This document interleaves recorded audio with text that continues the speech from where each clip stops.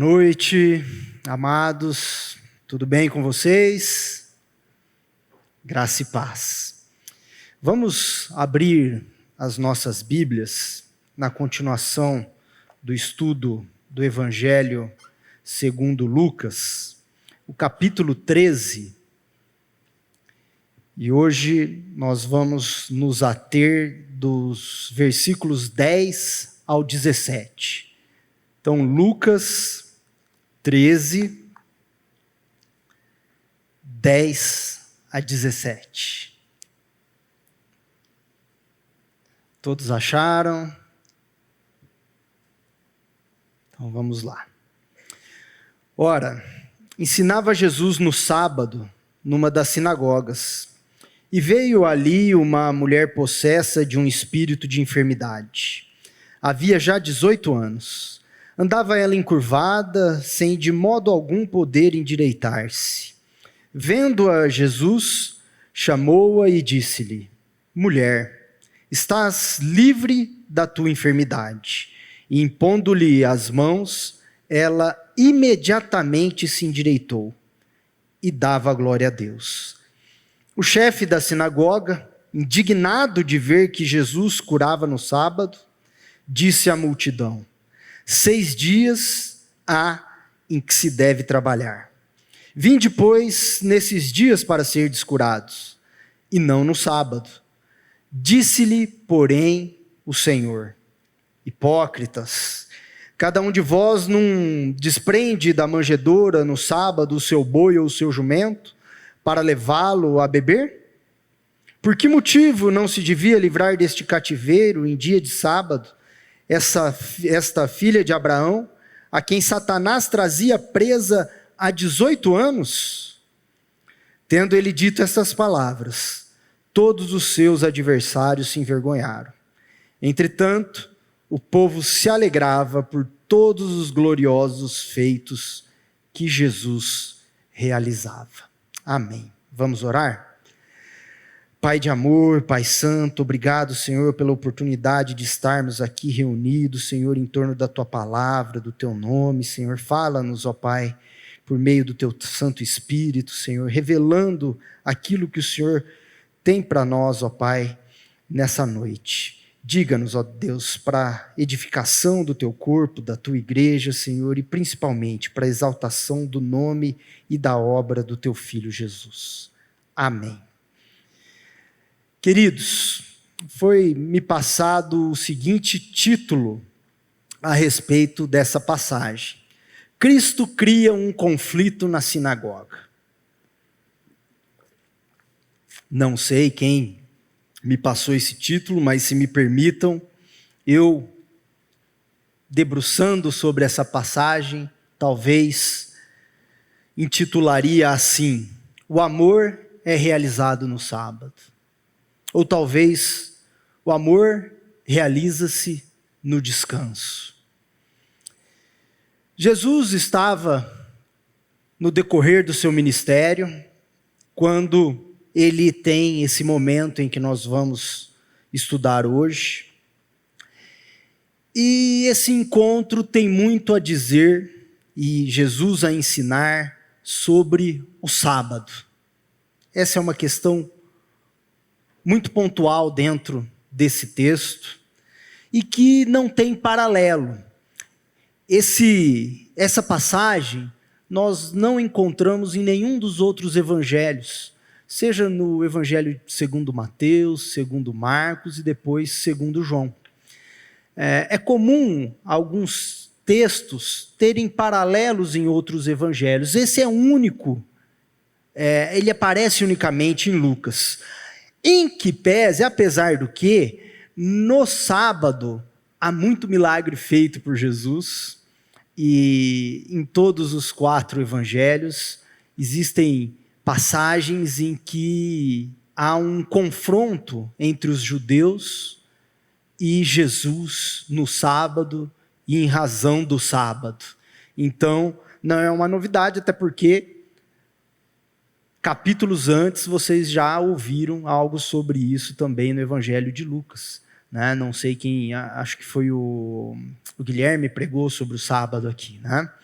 um texto que também traz este contexto. Mas uma síntese rápida para a gente entrar nesse texto. Jesus ensinava na sinagoga, num sábado, aparece uma mulher possessa, com um espírito de enfermidade, essa mulher é liberta, um chefe da sinagoga indigna-se em razão de tudo isso, e Jesus o repreende. Mas onde é que nós queremos chegar diante de tudo isso? E o que Jesus nos ensinou com esse contexto? O que ele quis ensinar sobre o sábado? É isso que nós queremos chegar hoje. Não só isso, e atrás do significado de sábado, né? E por que tem lugar a santa convocação, a reunião dos santos, a princípio tinha no sábado? E o que é lícito ou não fazer no sábado? E hoje para nós, no domingo. E também vamos entrar nesse contexto e tentar entender aqui por que hoje nós nos reunimos no domingo. Como vocês já estão acostumados com a exposição do texto bíblico e o ensino, então, expositivo, para a gente fixar bem esse texto, nós vamos voltar à leitura dele, ponto a ponto, versículo a versículo, até entrar na discussão sobre tudo que aflora desse texto. Vamos voltar para o texto? Deixem aberto aí a Bíblia de vocês em Lucas 13, versos 10 a 17.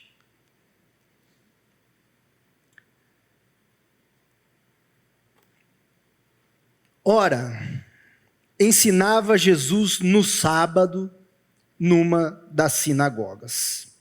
Primeiro ponto, Jesus fazia o quê? Ensinava. Jesus era mestre. E ele aqui destaca-se o texto que ele ensinava num sábado, que é onde a gente quer discutir hoje aqui toda essa questão. Então havia uma santa convocação, uma reunião dos santos. Então, a princípio, nós podemos dizer desde já que Jesus cumpria a lei de se reunir. Então, ele estava num sábado e numa sinagoga. Vocês sabem o que é uma sinagoga?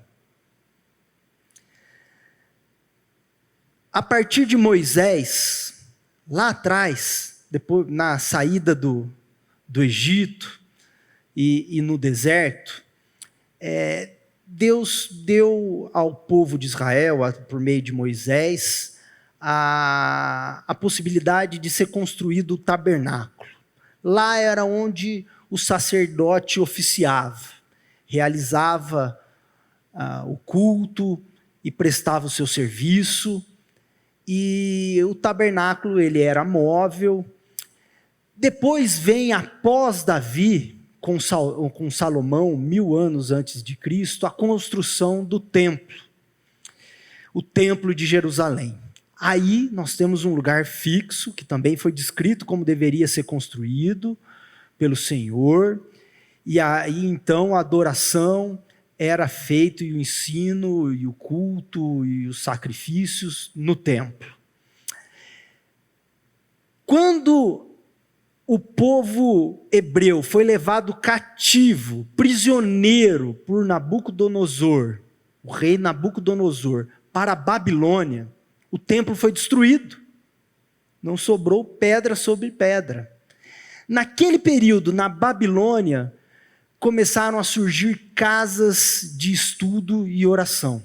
Essas casas de estudo e oração, chamadas sinagogas, hoje dão um entender como o nosso local de reunião também, as nossas casas de estudo e oração, onde o povo de Deus se reúne.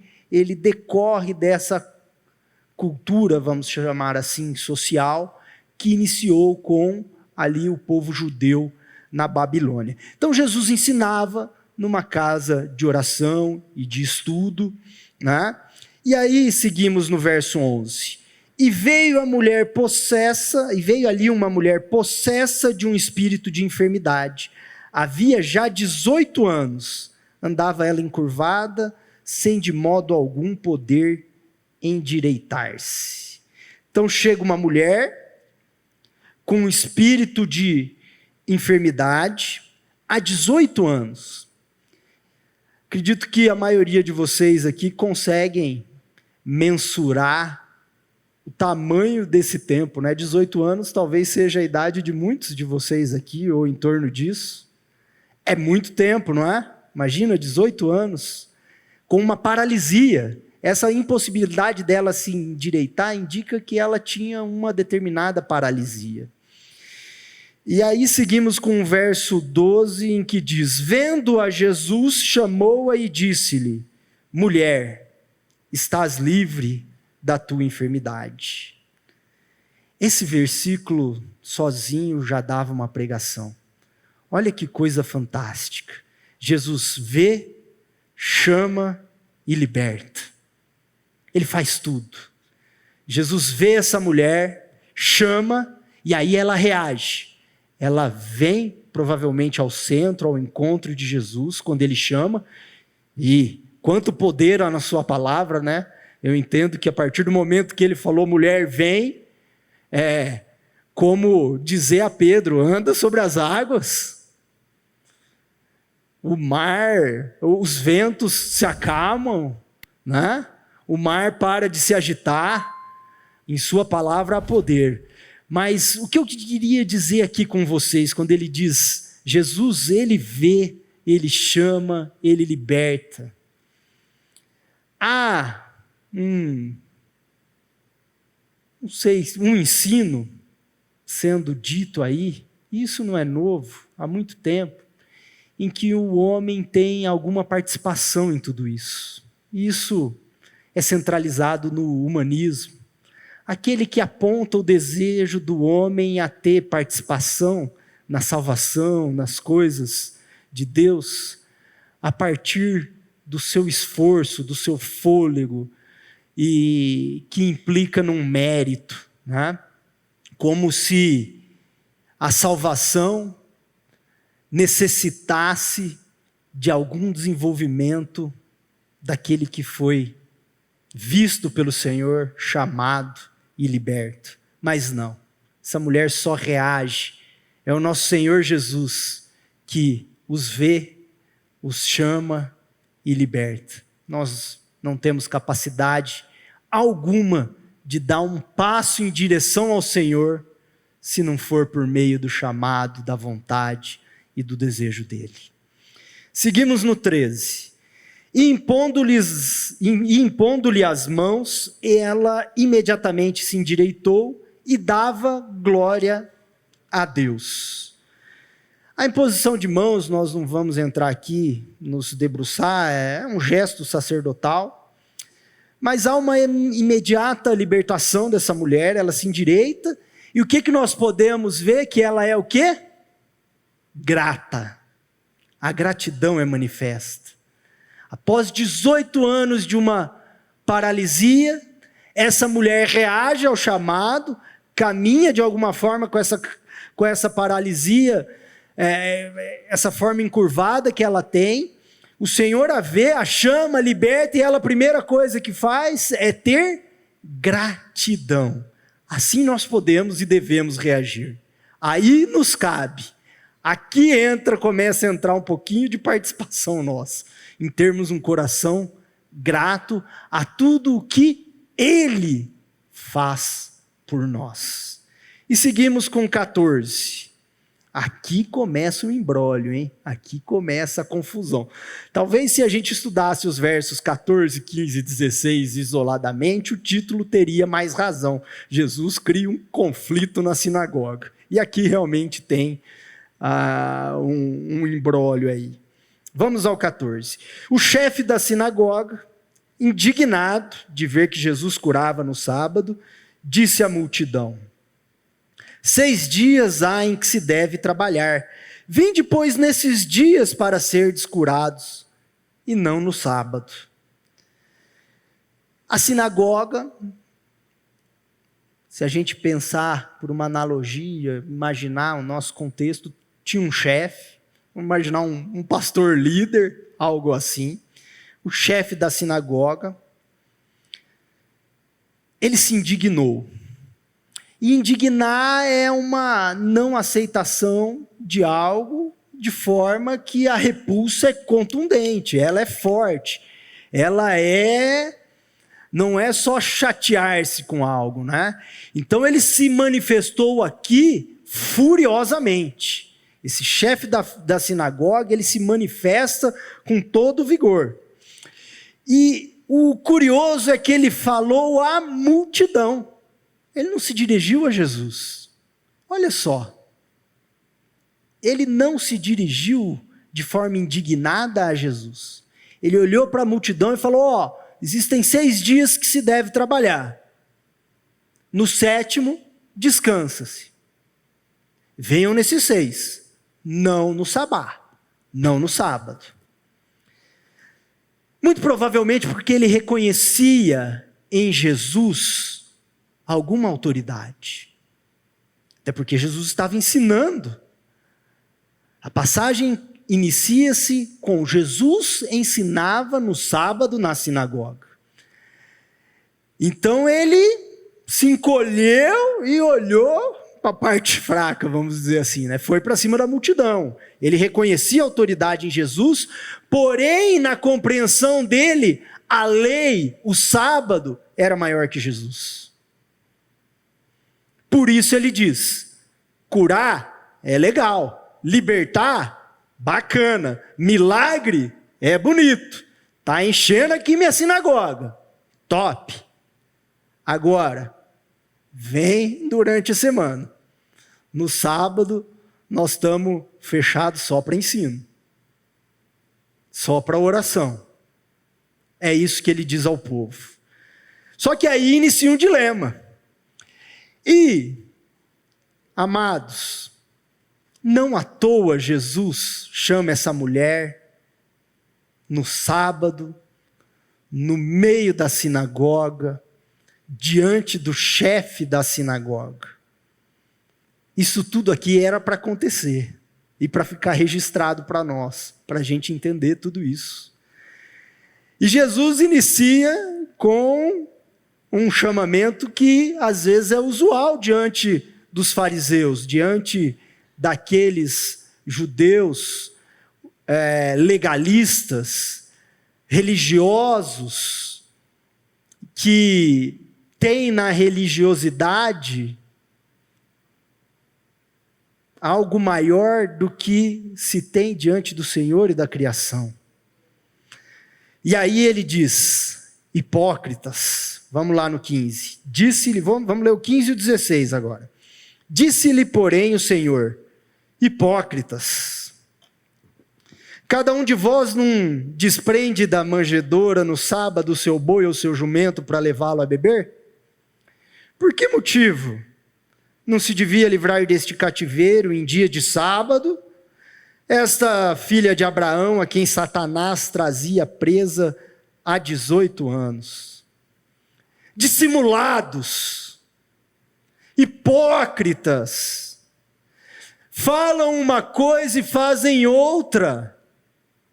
E aí Jesus rebate isso com 2 perguntas. No verso 15 é uma pergunta e no verso 16 é outra. Qual é a primeira pergunta? Olha,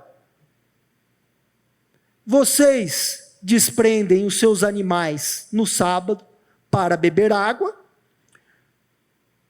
Por que motivo não se pode desprender essa mulher das amarras de Satanás no sábado, para ela se libertar? Vem a segunda pergunta. Vocês entenderam aqui o paralelo que Jesus faz? Conseguiram compreender? No verso anterior, o 15, ele fala: vocês desprendem o boi ou o jumento para levar solto a beber água. Como é que essa mulher, filha de Abraão, feita à imagem e semelhança de Deus, não pode ser liberta no sábado? É esse o paralelo, é esse o confronto que Jesus faz com a atitude deles. Desprender animal pode, desprender uma pessoa não. E outro ponto interessante é que não há dúvidas de que existe enfermidade que é espiritual. Não estou dizendo que toda enfermidade seja espiritual, né? Você ficar ouvindo som alto um período muito grande pode ser que te dê uma dor de cabeça. Você comer chocolate demais pode ser que te dê uma dor de barriga e por aí vai. Mas existe enfermidade que é espiritual. Porque Jesus fala aqui que essa mulher estava enferma, ela estava amarrada há 18 anos por Satanás, pelo adversário, pelo inimigo. Então, fica muito claro o paralelo agora, né? Soltar um animal, pode. Agora vocês vão dizer que curar, libertar uma de vocês, uma filha de Abraão, isso não pode, no sábado? Olha a compreensão que eles tinham de sábado. Aí vem, mas nós vamos entrar daqui a pouco no sábado. Aí vem o verso 17. O verso 17 diz o seguinte: tendo ele dito estas palavras, todos os seus adversários se envergonharam. Entretanto, o povo se alegrava por todos os gloriosos feitos que Jesus realizava. Amados, quando eu parei para estudar esse texto, eu olhei e falei, poxa, o recado estava dado até o verso 16. Olha aqui, que abuso meu, né? Por que o verso 17? Né? Aqui estava bom, terminou tudo, como se tivesse algo fora do lugar na revelação do Senhor. Sabe aquele bolo bonitinho, todo branco, branquinho, confeitado? E aí você vê ele dessa forma, mas depois vem alguém e coloca aquela cereja vermelha, suculenta em cima. Esse verso é a cereja do bolo que eu não enxerguei na primeira leitura. Olha só o que diz esse verso, e que lindo, e que versículo que daria uma meditação aqui, longa também. As palavras de Jesus envergonham os adversários.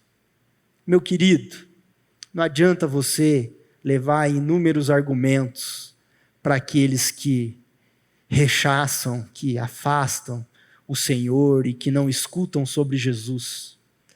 Diga uma palavra revelada, diga algo que Jesus disse. Sabe por quê? Nessa palavra, a pessoa é confrontada. Nessa palavra, o pecado se mexe ali dentro e primeiro reflexo, a primeira consequência do pecado, desde a queda, é a vergonha, né? Adão e Eva tiveram que cozer ali folhas de figueira em razão da vergonha, porque descobriram o pecado. Então aqui diz que as palavras de Jesus envergonhavam os seus adversários. Isso aqui dá pano de chão, e eu digo que é a cereja do bolo, porque na sequência ele diz assim, entretanto, né, fora os adversários, agora ele mira para o povo. O povo se alegrava. E a gente sabe que o Senhor é alegria, a nossa alegria. O povo se alegrava por todos os gloriosos feitos que Jesus realizava. Jesus realiza qualquer feito ou não? Os feitos de Jesus são gloriosos. Olha que versículo maravilhoso. E ele vem para fechar esse embate, mostrando que ele é o Senhor, e é o Senhor inclusive do sábado. E está aí, falando de sábado, vamos entrar nele, né? Vamos enfrentar o sábado. Vamos entender aqui por que tudo isso.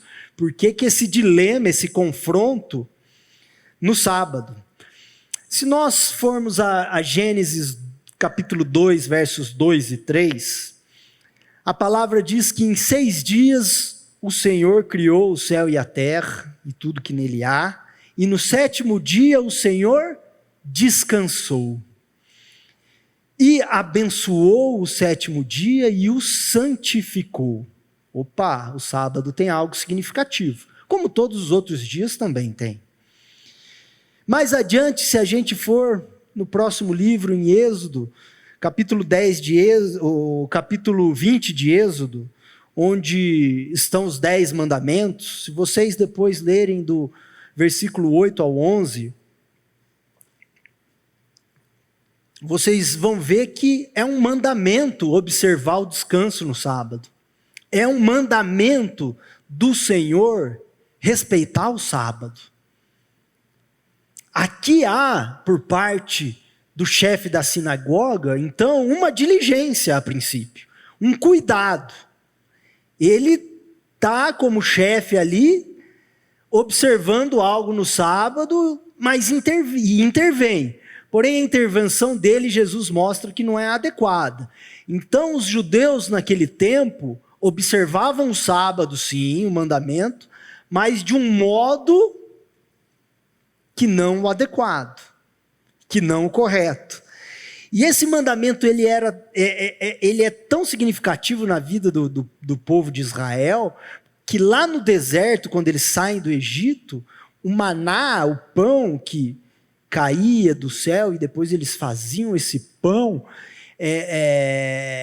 ele no 6º dia era dado em dobro pelo Senhor, para que no sábado o povo apenas descansasse. Então, há um significado no sábado, sem sombra de dúvida. Jesus estava lá cumprindo o sábado, repito.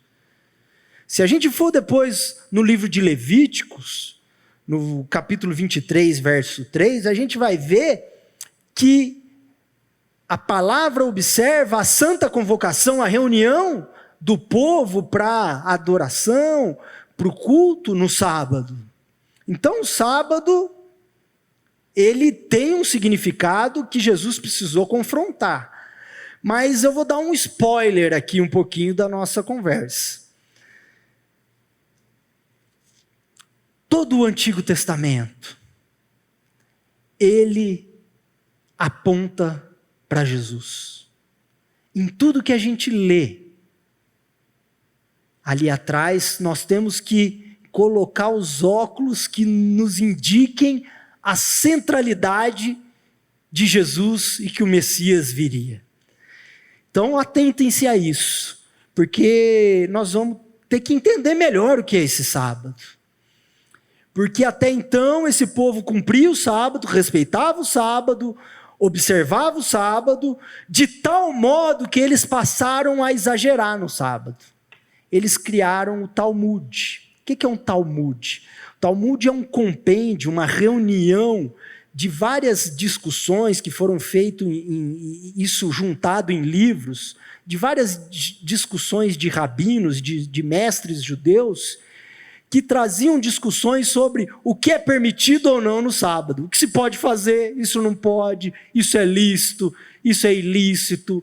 Então foram criadas várias regras. Mas foi o Senhor que deu essas regras a eles? Não. E esse Talmud foi terminado de compilar, principalmente entre o século I e III. Então esse período estava já efervescente de várias determinações de outros chefes de sinagogas, de rabinos e tudo mais, e mestres, sobre isso você pode fazer no sábado. O sábado você tem que recolher até determinado horário, e aí pode fazer isso, não pode fazer aquilo. Vieram várias regras que não estavam nas Escrituras. E aí é onde o Senhor entra nesse contexto todo e vem para causar esse dilema. Ele vem no sábado, liberta no sábado, dentro de uma sinagoga, observando a lei, confrontando um líder da sinagoga. Então, a discussão aqui é cura e libertação versus sábado. Amor e cuidado versus a lei. Amar ao próximo e descanso. Não estou falando versos aqui. Pessoas e vidas versus o sábado. Só que a compreensão que eles tinham não é a que nós temos hoje. Aquele que estava falando sobre o sábado ali, simplesmente era o criador do sábado. Há autoridade no dizer de Jesus ou não? Vocês sabiam que Jesus estava lá na criação? Depois leiam o Provérbios 8, a partir do versículo 22, e vejam a sabedoria como Cristo. O Senhor Jesus estava na criação junto com o Pai e com o Espírito Santo. Quem está falando sobre o sábado aqui é quem fez o sábado. É indiscutível.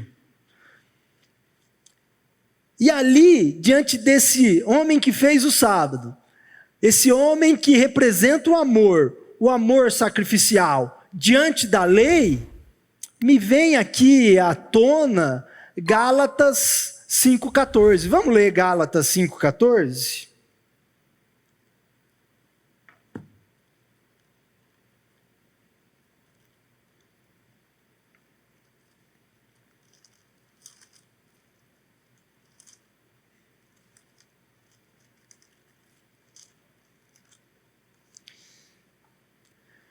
Porque toda a lei se cumpre em um só preceito, a saber, amarás o teu próximo como a ti mesmo. Ou seja, toda a lei se cumpre em um só preceito. Há um princípio, uma raiz para se cumprir a lei: amar o próximo. Quer dizer, amando aquela mulher, o Senhor cumpriu toda a lei. O sábado estava cumprido, qualquer outra observação estava cumprida. Mas qual que é o significado de sábado, queridos? O significado do sábado é descanso. É o descanso. O Senhor criou em 6 dias o céu e a terra, no 7º dia, o sabá, ele descansou. Abençoou e santificou. É descanso. Mas vamos ler qual é o significado maior de tudo isso. E aqui há um texto que a gente não pode deixar de gastar, no bom sentido, alguns minutos. Vamos a Hebreus, livro de Hebreus, capítulo 4, verso 1 a 10. Olha só isso.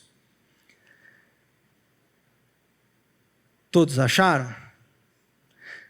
Temamos, portanto, que, sendo-nos deixada a promessa de entrar no descanso de Deus, suceda parecer que algum de vós tenha falhado. Porque também a nós foram anunciadas boas novas, como se deu com eles. Mas a palavra que ouviram não lhes aproveitou, visto não ter sido acompanhada pela fé naqueles que a ouviram. Nós, porém, que cremos, entramos no descanso, conforme Deus tem dito. Assim jurei na minha ira, não entrarão no meu descanso. Embora certamente as obras estivessem concluídas desde a fundação do mundo, porque em certo lugar assim disse no tocante ao 7º dia, e descansou Deus no 7º dia, de todas as obras que fizera. E novamente, no mesmo lugar, não entrarão no meu descanso. Visto, portanto, que resta entrarem alguns nele e que por causa da desobediência, não entraram aqueles aos quais anteriormente foram anunciadas as boas novas. De novo, determina certo dia, hoje falando por Davi, muito tempo depois, segundo antes foi declarado: hoje, se ouvirdes a sua voz, não endureceis o vosso coração. Ora, se Josué lhes houvesse dado descanso, não falaria posteriormente a respeito de outro dia. Portanto, resta um repouso para o povo de Deus, porque aquele que entrou no descanso de Deus, também ele mesmo descansou de suas obras, como Deus as suas. A princípio é um pouco confusa essa leitura, mas o que o livro de Hebreus está dizendo aqui? Olha, há um entrar no descanso, e há uma turma que não entra no descanso, e há uma turma que entra no descanso do Senhor. E dentro da passagem, vamos voltar lá a Lucas 13:10, fica muito definido essas duas turmas, né? A turma daquele que, liderada pelo chefe da sinagoga, confronta o descanso, e a turma da paralítica, que é liberta e descansa. Então, queridos, há um significado muito grande em entrar num descanso. Vocês não têm anseio pelo descanso? Muitos aqui estudam, muitos estudam e trabalham, outros trabalham. Existe uma frase, anteciparam muito, né, criada agora no Brasil, sextou, não tem? Fica todo mundo ansioso pela sexta-feira. Não cansa a semana? Cansa ou não? Ou só eu que canso? Ontem estava esgotado. Minha irmã e meu cunhado, vamos sair para comer uma pizza. Eu falei, você péssima companhia. Estou cansadíssimo, perdendo a voz, preciso descansar, dormir bem, conversar com vocês aqui no dia seguinte. Como a gente anseia para o descanso, não é verdade? Olha o significado do descanso. Isso vem lá de trás. O significado de 6 dias trabalhar e entrar em Jesus. Entrar na nossa esperança, na Jerusalém celestial. Ele começa já e vai se consumar para nós que entramos já nesse descanso na volta de Jesus. Mas então o que significa o sábado, pessoal? Significa Jesus, olha o spoiler, significa descanso. Ele é o descanso, é nele que nós entramos. E aquela paralítica atendeu ao seu chamado, foi, ouviu, foi sarada, liberta, e de forma grata. Imagina o descanso que ela teve, 18 anos andando sem poder se endireitar. Alguém já machucou ou quebrou um pé? Eu quebrei o pé quando tinha 17 anos. Chegava no colégio, tinha 2 lances de escada. Juntavam uns amigos de um lado, outros do outro, faziam a cadeirinha e me levavam para cima. 1 mês, dependendo deles. E a hora que tira aquele gesso?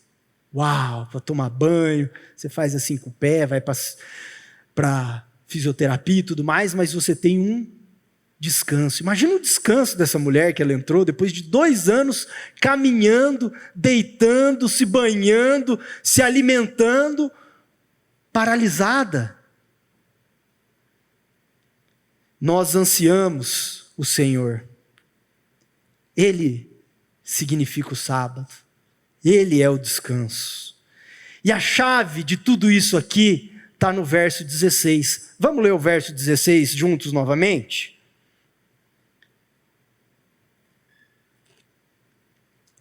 Por que motivo não se devia livrar deste cativeiro em dia de sábado esta filha de Abraão, a quem Satanás trazia presa há 18 anos?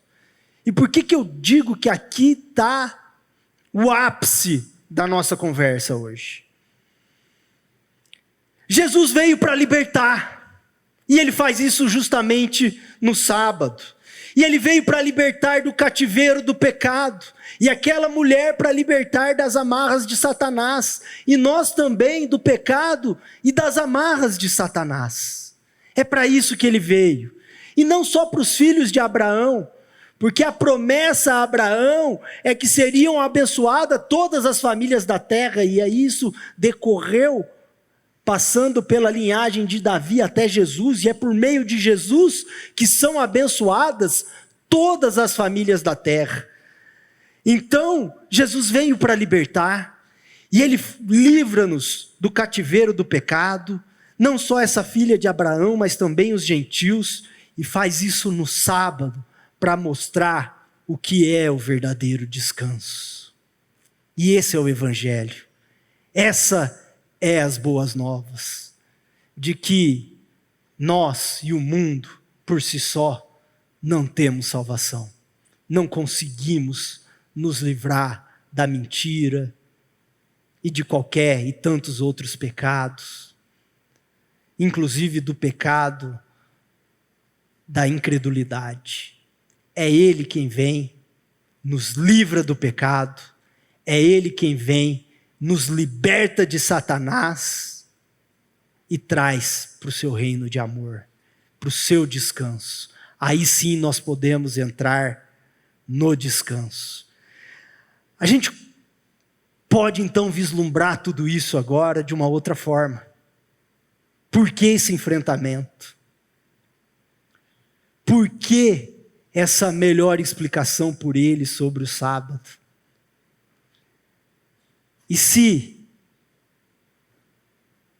algo lhe pesa, meu amado, é porque falta o descanso. E é para isso que ele veio.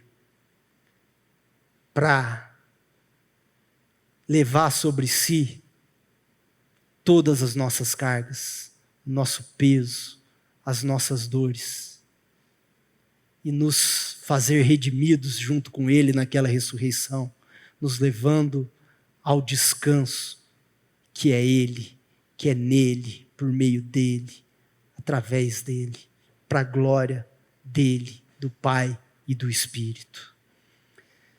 Ah, Tiago, bacana. Entendi o significado do sábado. Entendi que o sábado tem um descanso que vai muito mais além desse contexto todo que acabou os judeus se segurando. Mas por que então hoje que nós nos reunimos no domingo?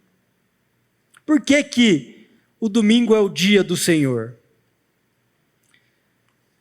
E do latim vem dies dominicus, dia do Senhor. Nessa cultura e das línguas de família irmã, a nossa também, né? Há uma cultura em que o domingo é o Sunday, dia do sol, um dia de reverência a um Deus pagão. Mas para nós é o dia do Senhor. Há uma mudança pontual na ressurreição.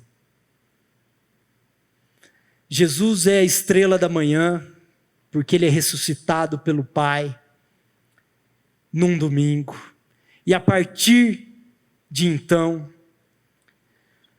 os discípulos e a igreja primitiva passou, em razão da ressurreição ter ocorrido num domingo, repito, a se reunir, não mais no sábado, e sim no domingo. Mas tem isso na Bíblia? Tem. Se vocês forem a Atos 20, capítulo 20, verso 7, vocês vão ver lá que os discípulos partiam o pão. Vamos lá. Atos está logo depois de João.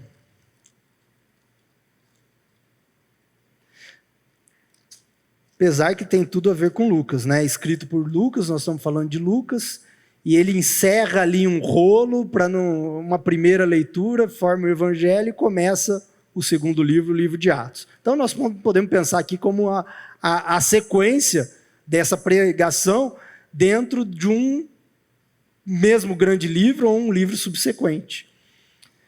Atos 20, verso 7. No primeiro dia da semana, estando nós reunidos com o fim de partir o pão, qual foi o dia? Não foi mais o 7. Qual foi? Primeiro dia da semana. Domingo. Queridos, tenham em mente, o sábado celebra a criação. O domingo celebra a criação e a redenção. É por isso que nós nos reunimos no domingo. Tá bom? O sábado é importante, o Senhor criou, mas Ele ressuscita no domingo e hoje nós nos reunimos para celebrar tanto a criação quanto a redenção realizada pelo Pai por meio do Filho. Vamos lá. E aqui eu vou levantar 4 pontos para a gente caminhar para o encerramento. Primeiro ponto. O sábado, de fato, é de Jesus e representa o descanso. E entrar no sábado, entrar no descanso é entrar em Jesus. Ele é a nossa esperança, o sábado aponta a esperança. Nós nos reunimos no contexto agora do domingo, né? Mas eu falo sábado aqui no sentido de santa convocação agora. Nós nos reunimos num domingo para louvar, para nos exortar um ao outro, para ter ensino, para edificação do corpo, mas para lembrar de que nós entramos no descanso e que na volta de Jesus, esse descanso preparado de forma amorosa será completa. Ele vai nos levar, nos guiar, porque nós como ovelhas vamos ouvir a sua voz, vamos ter um encontro com Ele e seremos levados ao descanso eterno. Então, o primeiro significado que nós temos que ter em mente, em que o descanso significa para nós a nossa esperança.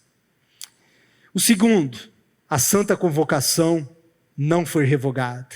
Jesus observava o sábado. Nós devemos congregar. Não como uma obrigação. Há muito tempo, quando eu era menino, eu ia à igreja com minha mãe louvando um salmo. Alegrei-me quando me disseram, vamos à casa do Senhor. E aquilo não fazia muito sentido para mim. Estava acordando, alegrai. Aí nós caímos no contexto da religião, se há algo forçado. Aquele que foi redimido pelo Cordeiro, aquele que entrou no descanso, vem para a santa convocação com alegria, vem com temor, vem com desejo, vem com amor, anseia o culto, ele quer, ele acorda mais cedo, se prepara, ele está com vontade de louvar, de ser ministrado, de aprender, de ouvir a palavra, de orar conjuntamente. E se eu digo isso claramente para qualquer pessoa, se há qualquer obrigação em observar o domingo, é porque essa pessoa não entrou no descanso. Porque aquele que entrou no descanso, ele vem para a santa convocação, para a convocação dos santos com alegria. Então, pessoal, Jesus cumpriu o sábado. Hoje nós cumprimos o domingo. Há uma mudança de dia, mas de princípio não. Então vamos lembrar aqui desse segundo ponto, que é o que diz lá em Hebreus 10, verso 25. Não façam como alguns que têm deixado de congregar. É um mandamento, faz parte dos 10 mandamentos, e nós temos que observar com alegria. Depois, o que fazer ou deixar de fazer, no nosso caso, no domingo? Isso aqui é complicado, hein? Agora quero ver. Tem gente que já olhou ali, a anteninha levantou. E aí? O que fazer ou não fazer no domingo? Congregar, a gente vai com alegria. Jesus disse aqui alguma coisa que era para fazer ou não fazer no domingo? Pode isso, pode aquilo, deixou um rol de uma lista de coisas? Então eu vou parar por aqui. Sabe por quê? A gente tem que ir até onde Jesus fala. Porque se eu for além, eu estou criando coisas. E aí nós vamos passar para um novo Talmud. Se há uma comunidade em que lista o que pode ou não fazer no domingo, é um novo Talmud. saia correndo. Você tem intimidade com o Senhor. Senhor, isso no domingo é lícito fazer? Senhor, é adequado hoje eu ter esse momento no domingo? Porque se a gente criar um novo Talmud, pode ser ter certeza que o Senhor Jesus vai vir e vai falar o quê? Hipócritas.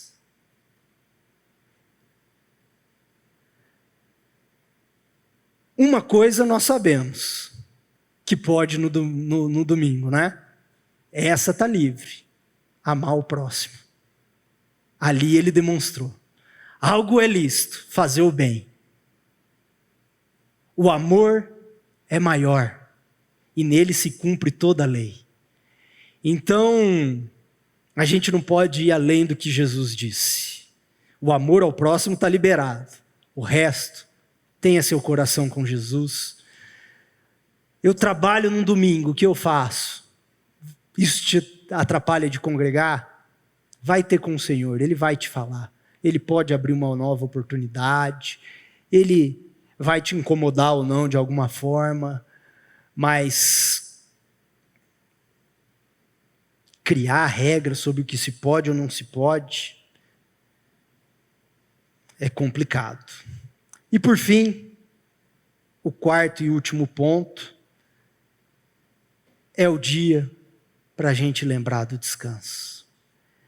É o dia em que a gente para, não só do cansaço físico e mental, de tanta coisa que a gente consome durante a semana, mas que aquieta o nosso coração e fala: uau, Senhor, como essa correria dos 6 outros dias me leva para longe de Ti.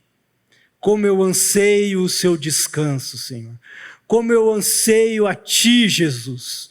Como eu quero entrar nesse descanso celestial. E é isso que a gente vem celebrar. Então, amados, só para recordar aqui, há um dilema a respeito do dia santo. E de fato há. Jesus é muito claro que Ele cumpre esse dia. E Ele mostra para nós que Ele é esse dia. E Ele é a esperança que se reflete nesse dia. E Ele cumpria esse dia, e nós também devemos cumprir, então, como segundo ponto, a santa convocação. E o que fazer além disso? Nós não vamos ficar o tempo inteiro dentro do templo, né? Mas vamos nos colocar principalmente diante daquelas coisas que glorificam o Senhor, né? Você pode ter o seu lazer, claro, e deve, glorificando o Senhor. Pode realizar outros atos, né? Mas tenha como mente o descanso, um momento para você se separar, porque o Senhor separou lá atrás para a gente refletir sobre isso, sobre o amor dele derramado, que ele vem para nos libertar das amarras de Satanás e nos levar ao seu descanso. E é esse dia então que a gente reflete e o adora sobre tudo isso que Ele fez por nós. Tá bom, amados? Vamos orar? Pai de amor, obrigado, Senhor, pela Sua palavra, Senhor. Muito obrigado, Jesus, porque o Senhor criou o mundo, criou o sábado e criou cada um dos dias. E o Senhor separou um dia, sabendo que nós somos agitados, sabendo que nós somos negligentes e displicentes, para nós fazermos um memorial a respeito da obra da cruz, do descanso que o Senhor nos leva, da soltura da nossa paralisia, do amor que o Senhor derrama, da libertação e cura que o Senhor nos traz, da libertação do pecado. Obrigado, ó Pai, porque tudo isso se consumou no Teu Filho e Ele nos leva ao descanso, Senhor. E como nós ansiamos estar na Tua casa, ó Pai, e aguardar esse descanso eterno, Senhor. Que venha o domingo final, em que nós sejamos levados à Tua glória, Senhor, para partilhar diariamente da Tua presença nos céus e desfrutar do descanso eterno por meio do Senhor Jesus. É assim que nós te louvamos. Amém. Amém.